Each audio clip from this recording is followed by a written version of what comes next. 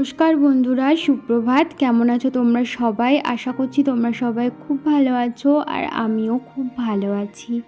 আমি সোমা আর আমার ছোট্ট একটি চ্যানেল শখের পরিবারের নতুন একটি ভিডিওতে তোমাদের সকল বন্ধুকে অনেক অনেক স্বাগত আর অনেক অনেক ভালোবাসা জানিয়ে আজকের ব্লগটি আমি শুরু করছি। তো সবার প্রথমে অগোছালো ঘর দিয়েই আজকের ব্লগটা আমি শুরু করছি। আসলে আমি কয়েকদিনের জন্য গেছিলাম বাবার বাড়িতে, বেশি দিন না, ওই 2-4 দিনের জন্য গেছিলাম। তো আজকেই আমি বাড়ি আসলাম, মানে এই মাত্রই বাড়ি আসলাম। যখন থেকে তোমরা এই ব্লগটা শুরু দেখছো তার খানিকক্ষণ আগেই আমি বাড়ি এসেছি। তো বাড়িতে এসে দেখছি আমি ঘরের এই অবস্থা। এটা নতুন কিছু না, আমি যে কবারই বাবার বাড়িতে বা কোথাও ঘুরতে গিয়ে রাত কাটিয়েছি সে কবারই আমি বাড়ি এসে ঘরের অবস্থা এরকমই দেখেছি। তো এই কয়দিন তো এই ঘরে আমার হাজব্যান্ড ছিল, তো ঘরের অবস্থাটা ও ঠিক এরকমই করে রেখেছে। তো বাড়িতে এসেই কিন্তু আমি জামা কাপড় ছেড়ে কাজকর্ম করতে লেগে গেছি। বাড়িতে এসেছিলাম ওই বিকাল 5টা নাগাদ, আর বাড়িতে এসেই কিন্তু আমি বসিনি, আমি কাজকর্ম করতে লেগে পড়েছি। আসলে বসার ইচ্ছা থাকলেও না, ঘরে যে কোনো জায়গায় বসবো সেই বসার জায়গাটা ছিল না। আর সত্যি কথা বলতে ঘরের অবস্থা যদি এরকম থাকে না, আমি শুয়েও শান্তি পাই না। আমার মনে হয় যেন যে ঘরটা আগে পরিষ্কার করি, তারপরে আমি শোবো বা রেস্ট নেব। মানে ঘর যদি অপরিষ্কার থাকে বা অগোছালো থাকে, আমি শুলেও না আমার টেনশন থাকে মাথায় যে ওই জায়গাটা কখন আমি পরিষ্কার করব। তো যাই হোক, দেখো সবার প্রথমে আমি কিন্তু বালিশগুলোতে তো ওয়্যার ভরা ছিল, তো সেই ওয়্যারগুলো সবার প্রথমে আমি খুলে নিলাম। তারপর বিছানার উপর যেই চাদরটা পাতা ছিল সেই চাদরটা তুলে নিয়েছি। তুলে আমি তোশকের উপরটা ভালো করে একটু ঝাড় দিয়ে নিলাম, আর তোশকটা ঠিকঠাক করে পেতে তার উপরে কিন্তু আমি অন্য একটা চাদর আবারও পেতে নিচ্ছি। ঘর গোছানোর মধ্যে সবার প্রথম কাজ আমার মনে হয় বিছানা পরিষ্কার। বিছানাটা সুন্দর করে পরিষ্কার করে নিলে মনে হয় যেন ঘরের 80% কাজই হয়ে যায়। তারপরে বাদবাকি যাটুকুনি থাকে সেগুলো আস্তে আস্তে পরে পরিষ্কার করলেও হয়। কিন্তু বিছানাটা যদি অপরিষ্কার থাকে, তুমি ঘর যতই গোছাও না কেন, ঘর কিন্তু অপরিষ্কারই লাগে দেখতে। তো সবার প্রথমে আমি বিছানাটা পরিষ্কার করে নিয়েছি, আর এদিকে বাইরে সন্ধ্যা নেমে যাচ্ছিল। তো সেই কারণে ভাবলাম ঘরটা আমি পরেই গুছাবো, তার আগে ঘরটা ভালো করে ঝাঁট দিয়ে নিই, কারণ পুরোপুরি সন্ধ্যা লেগে গেলে তখন আমি আর ঘর ঝাঁট দিতে পারবো না। শুধু ঘর না, ঘরের সামনে যে উঠানটা আছে সেই উঠানটাও ভালো করে ঝাঁট দিতে হবে। তো দেখতেই পাচ্ছ এই কয়দিন ঘর যেহেতু ভালো করে ঝাঁট দেওয়া হয়নি, তো ঘর থেকে বেশ অনেকই ময়লা বেরিয়েছে। তো এখন আমি ঘরটা ভালো করে ঝাঁট দেওয়ার পর এখন সমস্ত ময়লা নিয়ে চলে এসেছি বাইরে। এখন বাইরের উঠানটা ভালো করে ঝাঁট দিয়ে নিচ্ছি। আর বাইরেটা পুরোপুরি অন্ধকারই হয়ে গেছিলো, মানে এখন ওই 6টা 15 মতো বাজে। ওই 6টা 15 সময় যেমন অন্ধকার হয় ঠিক ওরকমই অন্ধকার হয়েছিল। তো আমি লাইট জ্বালিয়েছিলাম তাই একটু আলো আলো লাগছে, কিন্তু এখানটা পুরো অন্ধকার। আর বাইরে তো তোমরা দেখতেই পাচ্ছ কেমন অন্ধকার হয়েছে। যদিও পুরোপুরি এখনও সন্ধ্যা হয়নি, তাই এখন সন্ধ্যা দিতে গেলাম না। ভাবলাম যে বালিশের ওয়্যারগুলো ভরে, মানে অন্য ওয়্যার ভরে নিই, ততক্ষণে বাইরে পুরোপুরি সন্ধ্যা হয়ে যাবে, তারপর আমি সন্ধ্যা দিতে যাব। আর এদিকে দেখতেই পাচ্ছ আমার ছেলে ওদিকে একা একা ওর মতো খেলা করে যাচ্ছিল, আর আমাকে বারবার বলছিল মা বাইরে যাবা না। আমি বললাম যে না, আজকে যদি আমি বাইরে যাই ওকে নিয়ে তাহলে আমার কাজের অনেকটাই লেট হয়ে যাবে। এখনও প্রচুর কাজ বাকি, এখনও কোনো কাজই আমি করিনি, শুধুমাত্র বিছানাটা অর্ধেক পরিষ্কার করেছি আর ঘরটা ঝাঁট দিলাম, আর সেরকম কিছুই করিনি। তোমরা তো দেখতেই পেলে, মানে করব কি, মানে এইটুকুনি কাজ করতেই আমার অনেকটাই সময় লেগে গেছে। বালিশের ওয়্যারগুলো এক এক করে কিন্তু আমি ভরে নিচ্ছি। আর এই যে বালিশের ওয়্যার চেঞ্জ করা, বিছানার চাদর চেঞ্জ করা, এগুলো করতেই না অনেকটাই সময় লেগে যায়। তো এই তো খাটটাও আমি ভালো করে মুছতে পারিনি, যদিও হালকা হাতে একটু মুছে নিয়েছি। আর বাইরে তো দেখতেই পাচ্ছ জানলার ওপারে বাইরে প্রায় মোটামুটি ভালোই সন্ধ্যা হয়ে গেছে।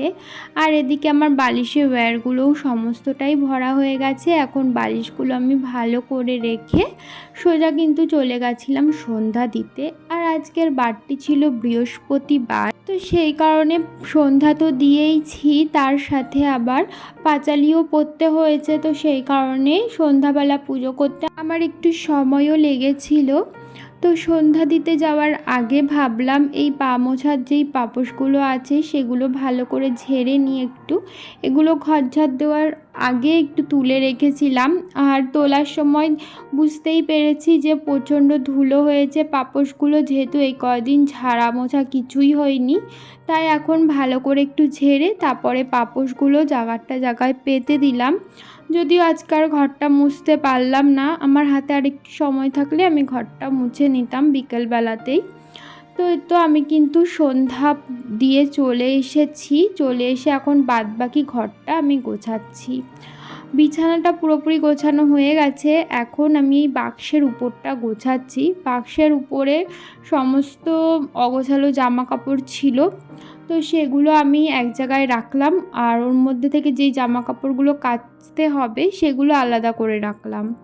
তো আমার হাজব্যান্ড সমস্ত কিছু মিশিয়ে রেখেছিল, তো সেগুলো আমি সমস্তটা যেগুলো কাচার সেগুলো আলাদা করলাম, আর যেগুলো ধোয়া জামা কাপড় সেগুলো আমি রেখে দিলাম, ওগুলো ভাঁজ করতে হবে। তারপরে শোকেজের ওখানটা ভালো করে পরিষ্কার করে নিলাম। সমস্ত জিনিস ওলট পালট করে রাখা ছিল সেগুলো সমস্তটা ঠিকঠাক করে রাখলাম। তারপরে এখন আমি জামা কাপড়গুলো গোছগাছ করে নিচ্ছি। আর ওদিকে কিন্তু আমি ছেলেকে একটু বই পড়াতে বসিয়ে দিয়েছিলাম। তো এই কয়দিন যেহেতু বাবার বাড়িতে ছিলাম আর ওখানে গিয়ে তো ছেলে একটুও পড়াশুনো করেনি। আসলে বইটা নিয়ে গেলে ওখানে ভালো হতো, তাহলে একটু ওকে লেখাতে পারতাম। তো যাই হোক, এখন কিন্তু আমি এসে ওকে সবার আগে লেখা দিয়ে দিয়েছি। সন্ধ্যা দেওয়ার পর ওকে একটু খাওয়ালাম সন্ধ্যার টিফিন, তারপরে ওকে লেখাতে বসিয়েছি। তো ওদিকেও লিখছে আর আমি ওকে বলে বলে দিচ্ছিলাম যেটা পারছিল না। আর এদিকে আমি ঘরটা কিন্তু বাদবাকিটা গুছিয়ে নিচ্ছিলাম। যার পিছনের এই জায়গাটায় না আমি গামছা ভাঁজ করে রাখি, সেগুলোই ঠিকঠাক করে নিচ্ছিলাম। তো বন্ধুরা, দেখলে তো নিচের ঘরের অবস্থা কী ছিল। আর দেখো এখন রান্নাঘরের অবস্থা। আমি রান্নাঘরে এসে না আমার মাথাটা পুরো গরম হয়ে গেছে। তোমরা দেখো খালি রান্নাঘরটার কি অবস্থা করে রেখেছে। এই যে দেখো, ডিমের খোসা ছাড়িয়েছে এগুলো সব আমার হাজবেন্ডের কাজ। ও রান্না করে এইসব করেছে। মাথা না আমার সত্যি খুব গরম হয়ে যাচ্ছে আর কান্নাও পাচ্ছে প্রচণ্ড। আমি না ঘরের অবস্থা ওরকম দেখেছি, ওটা দেখে আমি একদমই অবাক হইনি। কারণ আমি যখনই বাবার বাড়িতে বা কোথাও ঘুরতে গেছি তখনই ঘরে এসে আমি ঘরের অবস্থাটা ওরকমই পেয়েছি। তো সেই কারণে ওটা স্বাভাবিক ছিল।